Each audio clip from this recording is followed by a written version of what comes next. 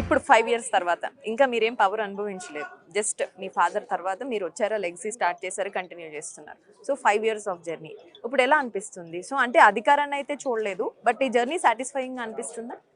అంటే ఇంతమంది అఫెక్షన్ ఇప్పుడు ఎక్కడ పోయినా కూడా Nagari is a winning constituency అనేది general talk of town or talk of state. I mean నిజం చెప్పాలంటే అది కేవలం ఇక్కడున్న లీడర్షిప్ కానీ ఇక్కడున్న ఓటర్స్ ఆశీర్వదించడం, వాళ్ళ మంచితనం ఇవాళ అంటే అది that is a big factor. అంటే నాకు ఏం చెప్పాలంటే నువ్వా నేను అన్నప్పుడు కూడా నగరి వాస్ ఇన్ సేఫ్ కాలం. సో సామాజిక సమీకరణాల లెక్కలు ఎవరేమనుకున్నా, ఏ వేవులున్నా ఏమనుకున్నా ఆంధ్రప్రదేశ్లో ఇది కాదనలేని అంశం. సో ఈసారి మీకు ఏ విధంగా కలిసి రాకపోతున్నాయి ఇప్పుడున్న సిచ్యువేషన్స్లో? మీరు అన్నట్టుగా లాస్ట్ టైం జగన్మోహన్ రెడ్డి వేవ్లో సో ఆ మినిమల్ ఓట్సే వచ్చినాయి, కానీ ఈసారి ఆ సామాజిక సమీకరణాలు మీకు ఎలా ఉపయోగపడబోతున్నాయి? లాస్ట్ టైం ఆయన కులాలు మతాలు అంతా డివైడ్ చేసేసి కులాల మధ్య చిచ్చు పెట్టి పబ్బం గడుకున్నాడు, అధికారానికి వచ్చాడు. ఈసారి యావత్ అన్ని కులాలు కూడా అన్ని మతాలు కూడా ఇతను ఒక పనికిమాలిన ముఖ్యమంత్రి, దీనికన్నా పనికిమాలిన ప్రభుత్వం మన జీవితంలో చూడడం అనేది కామన్ ఇప్పుడు అందరికీ వచ్చేసింది ఆ భావన. అయితే ఇవాళ మనం ఆయన ఏదైతే డెమోగ్రఫీ లాస్ట్ టైం ఓటేసిందో వాళ్ళే ఇవాళ చేత్కరిస్తున్నారు. ఇది నిన్ను ఏదో అనుకుని ఓటేసాం, ఇవాళ నువ్వు రాష్ట్రాన్ని వెనక చేసుకొచ్చేసావు, మా పిల్లల భవిష్యత్తు కూడా నువ్వు కాలు రాస్తున్నావు, రాష్ట్రాన్ని అధోగతి చేస్తున్నావు, అప్పులు పాలు చేస్తున్నావు అని వాళ్ళు కూడా ఇవాళ రీథింక్ చేస్తున్నారు వాళ్ళ ఆ రోజు చేసిన పని. ఎందుకంటే చూడందే తెలియదు ఎవరికి కూడా మంచోడ చెడ్డోడా అని. ఇవాళ మనం చేసిన ఇది తప్పు అని చెప్పే భావన అయితే ఖచ్చితంగా మీరు 99% వైసీపీ వల్ల ఉంది. ఇవాళ చూశారు ఆదిమూలం అని చెప్పి ఎమ్మెల్యే పక్క కాన్స్టిట్యున్సీలో ఆయన ఎమ్మెల్యే, ఆయన ఇవాళ మాటలు చూస్తుంటే హైదరాబాద్ ఏమైపోయింది అనుకుంటా ఉన్నా వైసీపీలో.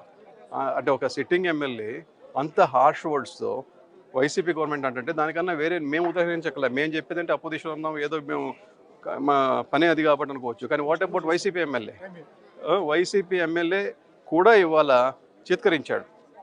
అలాగా ఒకళ్ళు కాదు ఇద్దరు కాదు, డజన్లు ఎమ్మెల్యేలు మాట్లాడుతున్నారు. ఇవాళ ఆల్రెడీ 10 మంది దాకా బయటకు వచ్చేసారు, ఇంకా 25-20 మంది వెయిటింగ్లో ఉన్నారు, 5-6 మంది ఎంపీలు బయటకు వచ్చి తిట్టారు. ఇట్లా చూసుకుంటా పోతే ఓన్ పార్టీయే అతనికి ఫెయిల్డ్ సర్టిఫికేట్ ఇస్తూ ఉంది.